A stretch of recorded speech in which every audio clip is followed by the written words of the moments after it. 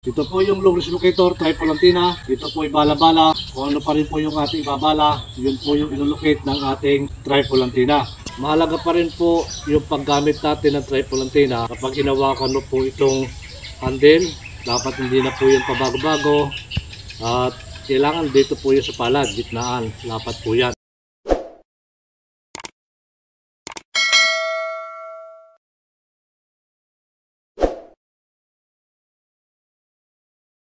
Isang mapagpalang araw po at magandang buhay sa ating pong mga kababayan, sa ating pong mga ka-TH. Ito po yung long range locator, triple antenna. Pinusuan po ng ating isang ka-TH mula po sa probinsya ng Agusan del Norte. Ito po yung long range locator, triple antenna. Ito po ay bala-bala. Kung ano pa rin po yung ating ibabala, yun po yung ilolocate ng ating triple antenna. So mga kababayan, mga ka-TH, ito pong triple antenna, ito po ay pang long distance, pang malayuan, at nakadepende po yan sa nalulukit po ng ating triple antenna kung yan po ay malayo o malapit. So ito pa rin po mga ka-TH, mga kababayan, dito mo pa rin po siya babalahan. Kung ano pa rin po yung ating ibabala, ayun po yung ilulukit ng ating triple antenna. So ito po mga ka-TH, mga kababayan, ito po ay mayroong akong pambala dito na 24 carats ring na siya kung gagamitin bala sa ating pong triple antenna. At kapag maglalagay po kayo ng pambala dito, isa-isa lang po yan at huwag po ninyong pagsasabay-sabayin. Meron pa rin po ako ilulukit dito. Ito po yung ring na 18 carats solid gold. Gamit po ang triple antenna na may bala po siyang 24 carats na ring. Ito pa rin mga ka-TH, solid gold, 18 carats. Yan. Ito po yung ating nilolocate. Yan. Ito mga ka-TH, mga kababayan, ito pong long range locator, triple antenna. Ang kakayanan na magagawa po niya ay makapagturo po ng lokasyon kung saan po lumalabas yung aura ng gold. At kapag tinapatan mo po yan, so yan po ay iikot. At pwede mo rin po yung maipag-estimate ng lalim kapag tinawakan mo po yan ng isang ilaran sa pamamagitan po ng manual na hindi po tayo gagamit na magnetic wire. At yung po kakayanan na magagawa pa rin po ng triple antenna kapag nag-iisa lang po yan ay kailangan mo pa rin pong tumangan ng Japanese one para makapag-locate po siya ng entrance ng tunnel, close tunnel, sucker deposit. So yun din po yung kakayanan. Pero hindi po magagawa ng triple antenna ang magagawa po ng single antenna. So dahil siya ay isa, yun po ka-TH, yun po yung magagawa lamang ng atin pong triple antenna. So ito pa rin, huwag pa rin pong kalimutan pagpahid ng dulo ng antenna sa lupa. So sa pagtaas po natin mga ka-TH, mga kababayan, dito pong triple antenna, kailangan kapag itinaas po yan, dapat yan po ay balanse, hindi po dapat tagilid. Sanayin nyo po yung sarili ninyo, yung kamay ninyo sa pagtaas po natin, dapat po yan ay pantay po itong ibabaw, pantay po itong ibabaw, at dapat hindi po yung tagilid. Para pag itinaas mo po yan, natitimbang mo po yan, at hindi po agad dyan kung saan bumabaling. So pakikiramdaman po natin kung saan po yung pagpitik o paghila po ng aura ng gold kapag lumalaw po itong ating dulo ng antenna. Kailangan dadamahin po natin yan, pakikiramdaman kung saan po talaga yan humihila. So kahit na ilang beses po mga ka-TH, ulit-ulitin yan, basta makakasigurado po kayo na kung doon talaga yan tuturo. Mahirap po yung kapag isang beses mo lang siya gagamitin ay hindi mo na siya ikutan, nasa palagay mo diyan na. Pero maganda po yung pangalawang opsyon, pangatlong opsyon na talagang doon po siya magtuturo. Saka po natin babawasan na yung lupa.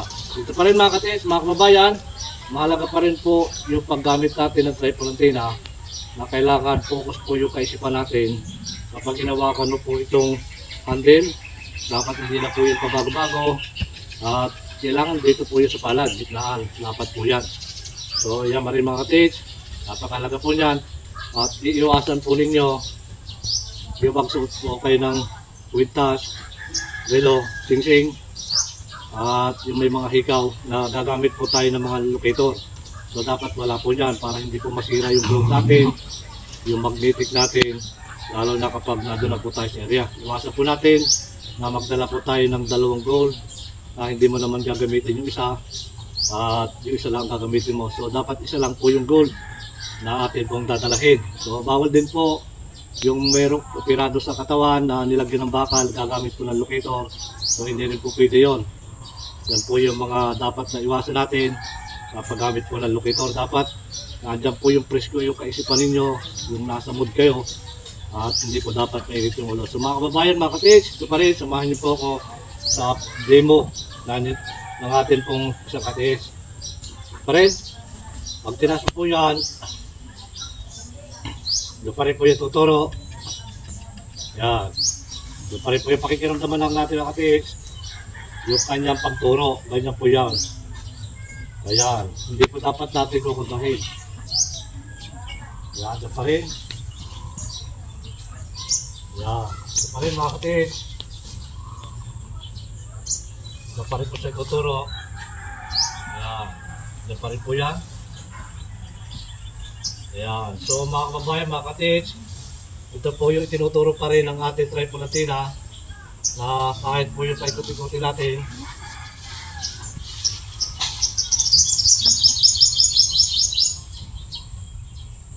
Ayan, doon pa rin. Ayan, so hinihila po yun ng aura ng gold. Ito pong ating antena. Ayan, ganyan po yung ating paggamit. Ayan, dyan pa rin. Dyan pa rin mga ka-teach. Ayan. Dyan pa rin po siya tuturo. Ayan. Dyan pa rin po yan. Ayan. So yun po yung pagkakaiba na magagawa lang po ng tripod antenna kaysa po doon sa dalawang single antenna. So ito po ay hindi magkukross. Kapag tinapatan mo, iikot lang siya. At yung dalawang single antenna, yun po ay magkukross. At may pag-estimate ng lalim, may pagharap ng intrascend tunnel, cross tunnel, sacral deposit. So marami yung dala niya kaysa po dito sa ating tripod antenna. So ito rin po ay pang long distance at nakadepende na po yan kung saan po yung nalulukit o naamoy po ng ating antenna. So ito pa rin, ganyan pa rin, at ito po yung aking tatapatan. Yan, sa paggamit mo lang po mga ka-teach, pag tinaas mo po yan, tamang taas lang po yan, at hayaan na po natin yung bumaling. Yan. Ito pa rin yan. Ito pa rin po babaling. Ito pong ating tripod antenna.